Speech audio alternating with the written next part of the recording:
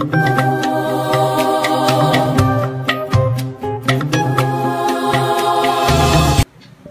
The lord. ప్రభువైన యేసుక్రీస్తు నామం పేరట మీ అందరికీ మరొకసారి శుభాభివందనాలు తెలియజేసుకుంటా ఉన్నానండి. ఈ యొక్క సమయంలో ఒక దేవుని సేవకుడి జీవితంలో జరిగిన యథార్థ సంఘటన గురించి నేను మీతో పంచుకోవడానికి ఇష్టపడతా ఉన్నాను. ఆ సంఘటన మనం వినే ముందుగా పరిశుద్ధ గ్రంథం నుంచి ఒక చక్కని మాటనే మనం చదువుకుందాం. 1 కొరింథీయులకు రాసిన పత్రిక 9:11. మీ కొరకు ఆత్మ సంబంధమైనవి మేము విత్తి ఉండగా మీ వలన శరీర సంబంధమైన ఫలములు కోసుకొనుట గొప్ప కార్యమా? ఆమేన్. ఈ యొక్క మాటను బట్టి మనం ఆలోచిస్తే కనుక అపోస్తలుడైన పౌలు గారు ఈ మాటనే ఒక సేవకులని ఉద్దేశించి రాసినట్టుగా మనం గమనించవచ్చు. అంటే సేవకుల విషయాల గురించి ఆయన మాట్లాడుతా ఈ మాట రాసి పెట్టారండి. అదేంటంటే మనం దేవుని సేవకుల నుంచి ఆత్మీయమైన ఆహారాన్ని ఎల్లప్పుడూ అందుకుంటా ఉంటాం. అయితే ఆ ఆత్మీయమైన ఆహారం ద్వారా మన ఆత్మలు మనం ఎంతగా అయితే బలపరుచుకుంటామో అదే సందర్భంలో మనం శారీరకంగా కూడా దీవించబడతా ఉంటాం.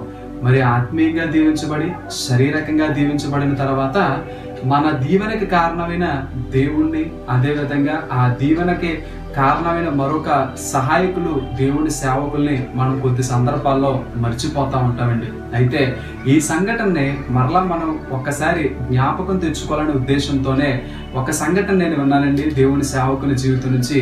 అది నేను ఇప్పుడు మీతో చెప్తాను. చాలా జాగ్రత్తగా ఈ మాటలు వినటానికి మీరు ప్రయత్నం చేయండి. అదేంటంటే ఒకానొక ప్రాంతంలో ఒక దేవుని సేవకుల కుటుంబం నివసిస్తూ ఉండేది. అయితే ఆ దేవుని సేవకుడు ఆత్మల పట్ల భారం కలిగిన సేవకుడు. చక్కగా దేవుడు కార్యాల పట్ల ఆసక్తి కలిగి నశించిపోతున్న ఆత్మలను రక్షించాలని ఒక గొప్ప ఉన్నతమైన ఉద్యోగాన్ని విడిచిపెట్టేసి దేవుని సేవకి ఆ వ్యక్తి కట్టుబట్టలతో ఒక ప్రాంతానికి వచ్చారండి. అయితే చక్కగా దేవుడి కొరకు పని చేస్తా ఉన్నారు. అయితే ఒకరోజు ఆదివారం దేవుడి సంఘాన్ని ఆయన నడిపిస్తా చక్కని వాక్యాన్ని ఆయన అందిస్తా ఉన్నారు. అలాంటి సందర్భంలో ఆ సంఘంలో ఉన్న సంఘ పెద్ద ఆ దేవుడి యొక్క వాక్యాన్ని వింటా ఆత్మలో చక్కగా ఉజ్జీవింపబడుతున్న సమయంలో ఆయనకి సడన్ గా కడుపులోంచి నొప్పి రావడంతో ఆయన కొద్ది బయటకు వచ్చారండి. బయటకు వచ్చి ఆ నొప్పి తగ్గిపోయిన తర్వాత మందిరం లోపలికి రావడానికి ప్రయత్నిస్తూ ఉండగా ఆ మందిరం పక్కన ఆనుకొని ఉన్న సేవకుడి యొక్క గదిలో నుండి ఏడుపులు చిన్నగా వినపడతా ఉన్నాయంట. ఏంటబ్బా దేవుడి సేవకుడు ఇంటిలోంచి ఈ ఏడుపులు ఏంటని చెప్పి ఆ యొక్క సంఘ పెద్ద ఆ తలుపు దగ్గరికి వెళ్లే సమయానికి సేవకుడుకున్న 6 సంవత్సరాల ఒక చిన్న పాప, 9 సంవత్సరాల ఒక బాబు ఇద్దరు కలిపి కూర్చుని అలా బోరున చిన్నగా ఏడుస్తా ఉన్నారంటే అండి. కళ్ళ వెంట నీరు కారుతా ఉంది. ఆ బిడ్డలిద్దరూ ఏడుస్తా ఉన్నారంట. లోపల చూస్తే సేవకుడు ఉజ్జీవంతో చక్కని వాక్యాన్ని అందిస్తా ఉన్నాడు. సేవకురాలు వాక్యాన్ని అందరూ చక్కగా వాక్యాన్ని వింటే ఆత్మలో బలపడుతుంటే సేవకుల యొక్క పిల్లలు మాత్రం చాలా ఈ గదిలో కూర్చుని ఏడుస్తా ఉన్నారు. ఈ యొక్క వ్యక్తి ఆ తలుపు దగ్గరికి వెళ్ళి, అమ్మా ఎందుకు ఏడుస్తున్నారమ్మా, కారణం ఏమైనా చెప్పగలరా అని చెప్పి ఈ సంఘ పెద్ద గారు అడిగినప్పుడు ఆ పిల్లలు చాలా సేపటి వరకు కారణం చెప్పలేదంటండి. చాలా ఏడుస్తానే ఉన్నారంట. ఏడుస్తా ఉన్నప్పుడు ఈయన బ్రతిమలాడాడంట, అమ్మా ఎందుకు ఏడుస్తున్నారమ్మా, మీరు చిన్నపిల్లలు కదా, మీకంటూ ఏ సమస్యలు ఉంటాయమ్మా, నాతో చెప్పండి అమ్మా, నేను దాన్ని తీరుస్తానని చెప్పి ఆయన వారిని బ్రతిమాలినప్పుడు అందులో ఆ పాస్టర్ గారి యొక్క చిన్న కుమార్తె అందంట, అంకుల్ నేను పెద్ద అయ్యాక దేవుని సేవకుడిని పెళ్లి చేసుకోను అని అన్నదంటండి. పాస్టర్ గారిని నేను పెళ్లి చేసుకోను అందంట. ఈయన సడన్ గా అవాక్కయ్యారంటండి. ఆ అబ్బాయి అన్నాడంట, నేను పెద్ద అయ్యాక పాస్టర్ను మాత్రం అవ్వడం అన్నాడంటండి. ఈ ఇద్దరు మాటలు విన్న తర్వాత ఆ సంఘ పెద్ద గారికి ఆశ్చర్యం వేసిందంట. అదేంటి, ఒక పాస్టర్ గారి యొక్క పిల్లలు పాస్టర్ గారిని వ్యతిరేకించేటట్టుగా మాట్లాడుతున్నారేంటి అని చెప్పి అసలు ఏం జరిగిందమ్మా, ఏమైందో నాతో చెప్పగలరా అని అడిగితే ఆయన అన్నారంట, మా నాన్నగారు పాస్టర్ గారు, అయితే మాకు 2 రోజుల నుంచి భోజనం లేదు. మా అమ్మగారు కూడా భోజనం లేకుండానే ఆ ప్రాంతంలో కూర్చుని దేవుడి యొక్క వాక్యాలు వింటా ఉన్నారు. అయితే ఇక్కడ మాటనే నేను మీతో చెప్పాలనుకుంటున్నాను అని చెప్పి ఆయన ఏమన్నారంటే, నా స్నేహితుల యొక్క తల్లిదండ్రులు అందరూ కూడా చక్కగా ఉద్యోగాలు చేసుకుంటున్న తల్లిదండ్రులు, వారు ఎప్పుడూ ఆకలి బాధలు అనుభవించలేదు, వారు ఎప్పుడు కూడా చక్కగా భోజనాలు చేశారు, వారు ఎప్పుడు కూడా సంతోషంగా ఉన్నట్టుగా మాకు కనిపించారు, వారి తల్లిదండ్రులు కూడా చక్కగా తిరిగారు. అయితే మా నాన్నగారు పాస్టర్ అయిన కారణాన్ని బట్టి 2 రోజుల నుంచి మాకు భోజనం లేదు. ఇది ఒక్కటే కాదు అంకుల్, ఇలాంటి చాలా సందర్భాలు మాకు ఎదురవుతూ వచ్చినాయి. మాకు చాలా సందర్భాల్లో భోజనాలు లేవని చెప్పి ఆమెను మాట్లాడుతూ ఉన్నప్పుడు ఆ యొక్క సంఘ పెద్ద గారు చాలా కళ్ళ వెంట కన్నీరు కారుస్తా ఏడ్చారంటండి. ఎందుకు ఆయన ఏడ్చారు అంటే, ఇది నీ సేవకుడిగా అవడం మీ నాన్నగారి తప్పు కాదమ్మా, సంఘస్థులుగా మా తప్పు అని ఆ పిల్లలకి ఎలా చెప్పాలో తెలియక చాలా బోరున ఏడుస్తా ఆ పక్కన భారంతో కూర్చుని ఉండిపోయాడంటండి. నిజమే కదా?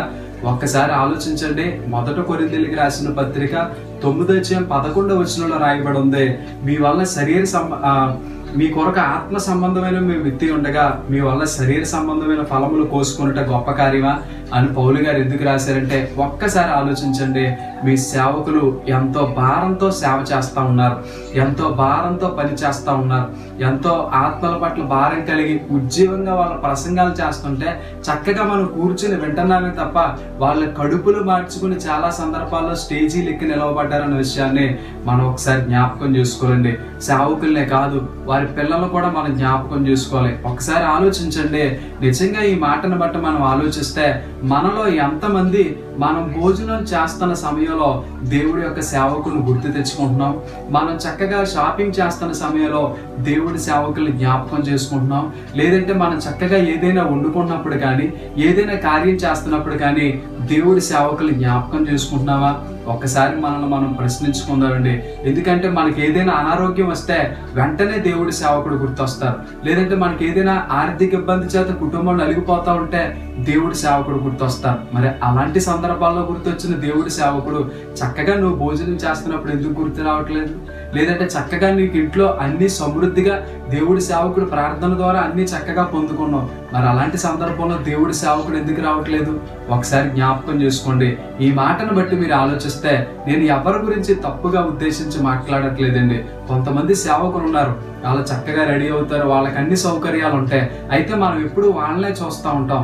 అయితే మీరు ఎప్పుడు వారిని మాత్రమే కాదండి, సైకిల్ మీద తిరిగి సేవ చేసే సేవకులు కూడా ఉన్నారండి.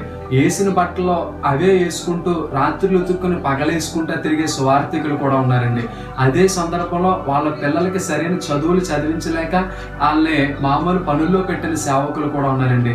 మరో సందర్భంలో మనం జ్ఞాపకం చేసుకుంటే భారంతో సేవ చేద్దామన్న ఆశ ఉన్న, ఆత్మల పట్ల ఆ ప్రాంతం పట్ల భారం కలిగి పనిచేయాలన్న కోరిక ఉన్నా కానీ పని చేయటానికి ఎంత పని చేస్తున్నా సరైన ధన సహాయం లేక వాళ్ళు మళ్ళీ పార్ట్ టైం జాబుల కింద సేవకులు చేస్తున్న వాళ్ళు ఎంతో మంది నాకు తెలుసండి. ఒక్కసారి సంఘస్థులుగా, ఒక్కసారి దేవుణ్ణి నమ్మిన క్రైస్తవులుగా మనం ఆలోచిద్దామండి. మన వంతుగా దేవుడు మనల్ని ఆశీర్వదించిన కొలిది మన యొక్క సేవకుడి యొక్క బాధ్యతను చూడటం అది నిజంగా మనకి ఆశీర్వాదకరం, అది నిజంగా మనకి దీవెనిస్తుంది అన్న విషయాన్ని మనం జ్ఞాపకం చేసుకోవాలండి. ఇక్కడ ఒక మాటను మనం జ్ఞాపకం చేసుకుంటే తిమోతి గారితో పౌలు గారు అంటారు, దేవుడి సేవకుడు ఒక సైనికుడితో సమానం అన్నాడు.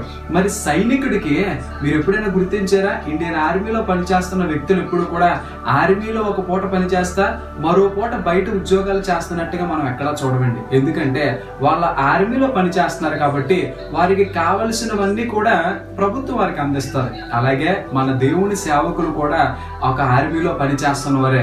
మరి ఆర్మీలో పనిచేస్తున్న ఆర్మీ ఉద్యోగులకి ప్రభుత్వం ఎలా అయితే అన్ని విషయాల్లో సమృద్ధిగా చూసుకుంటుందో, మన సంఘ బిడ్డలుగా, మన సంఘస్థులుగా, మన సేవకుల విషయంలో కూడా వారు ఒక పక్కన చక్కగా రాత్రులనక పగలనక వాక్యాన్ని ధ్యానించి కష్టపడి ఉన్నట్టుగా వాక్యాన్ని బోధించే వాళ్ళు ఉన్నారు. అలాంటి వారిని ఒకసారి గుర్తించండి. నేను అందరి గురించి మాట చెప్పట్లేదండి. అందులో కొంతమంది ఉన్నారు, కొంతమంది అప్పటికప్పుడు వాక్యాలు చూసుకుని యూట్యూబ్లో చూసి బోధించిన వారు ఉన్నారు. మరి కొంతమంది ఏదో వారం అంతా పని చేసుకుని ఒక్కరోజు ఆదివారం చర్చ జరిపిస్తే చాలు అనుకునే వాళ్ళు ఉన్నారు. అయితే వాళ్ళని మాత్రమే చూడకండి, ఇంకా రాత్రులనక పగలనక నిద్ర లేకుండా కష్టపడి దేవుడి యొక్క వాక్యం నుంచి వాక్యాన్ని నేర్చుకుని ఉదయాన్నే మనకు బోధించిన వారు ఉన్నారు. నిజంగా ఆ రోజు భోజనం లేక స్టేజ్ ఎక్కి ప్రసంగించిన వారు కూడా ఉన్నారండి. ఒక్కసారి ఆలోచించండి. ఈ మాటలు విన్న తర్వాత అయినా మీ చుట్టుపక్కల లేదా మీ గ్రామంలో ఉన్న సేవకుల గురించి ఒకసారి ఆలోచించండి. మీరు వెళ్తున్న చర్చి పాస్టర్ గారి గురించి ఆలోచించండి. చాలా మంది పాస్టర్ గారికి ఏంటి, వాళ్ళకి ఆస్తులు ఉన్నాయి, అంతస్తులు ఉన్నాయి, ఇవి ఉన్నాయి, అవి ఉన్నాయి అని చెప్పి సాకులు చెప్తా ఉంటారు. అయితే అదంతా మనకు అనవసరం, అవన్నీ దేవుడు చూసుకుంటాడు. అయితే మనం చేయాల్సిన కార్యం మన వంతుగా చేయడం ప్రారంభించినప్పుడు దేవుడు మనల్ని అన్ని విషయాల్లోనూ ఆశీర్వదిస్తాడండి. అన్ని విషయాల్లోనూ బ్లెస్ చేస్తాడు. ఒకవేళ మీ సేవకుడు నువ్వు అనుకున్నట్టుగానే అన్ని విషయాల్లో బ్లెస్ అయి ఉన్నారా, లేదా అన్ని విషయాల్లో దీవించబడి సమృద్ధిగా ఉన్నారని అనిపిస్తుందా? అయితే మీ సేవకుడికి చేయాల్సిన సహాయం చేసి మరి మీ ఊర్లో ఉన్న వారి కోసం కూడా ఒక్కసారి ఆలోచించండి.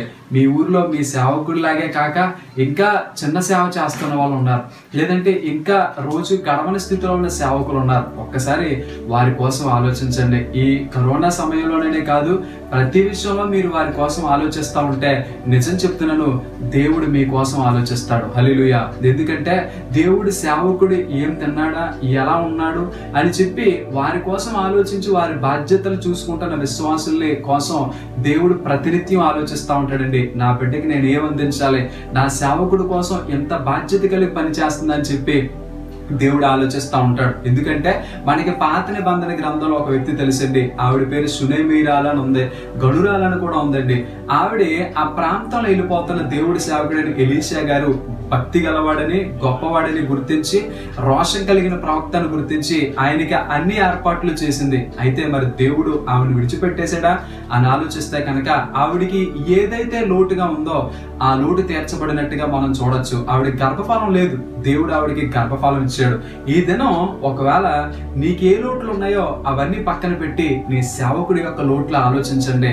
నిజం చెప్తున్నాను, మీరు నిజంగా మీ సేవకుడిని ఈ మాటలు విన్న తర్వాత ఒక్కసారి దర్శించి లేదా ఫోన్ చేసి ఎలా ఉన్నారండి, ఏం చేస్తున్నారో, మీకు ఎలా గడుస్తుంది, ఎలా నడవగలుగుతున్నారు, మా కోసం ఇంత ప్రయాసపడుతున్నారు కదా, మీ పరిస్థితి ఎలా ఉందని ఆలోచించి నీకు తోచినంతగా నువ్వు వారికి సహాయం చేయగలిగితే నిజంగా దేవుడు నీ ఇంట్లో ఉన్న అవసరతలన్నీ దేవుడు తీర్చడం మొదలు పెడతాడండి. నీ పక్షంగా ఉండి గొప్ప కార్యాలు నీ జీవితంలో దేవుడు చేస్తూ ఉంటాడు. ఎందుకంటే మనల్ని ఆత్మీయంగా బలపరిచేది దేవుడి సేవకులే, మన పక్షంగా ఉండి కార్యించే దేవుడికి మొర్ర పెట్టేది దేవుడి సేవకులే, ప్రతినిత్యం మన కోసం దేవుడి సన్నిధిలో ప్రార్థన చేసేది కూడా దేవుడి సేవకులే. మరి ఇలాంటి సేవకుల కోసం మనలో ఉన్న ప్రతి ఒక్కరు కూడా చక్కగా దీవించబడ్డాం, వాళ్ళ ప్రార్థనలు బట్టి చక్కగా అభివృద్ధి చెందాం.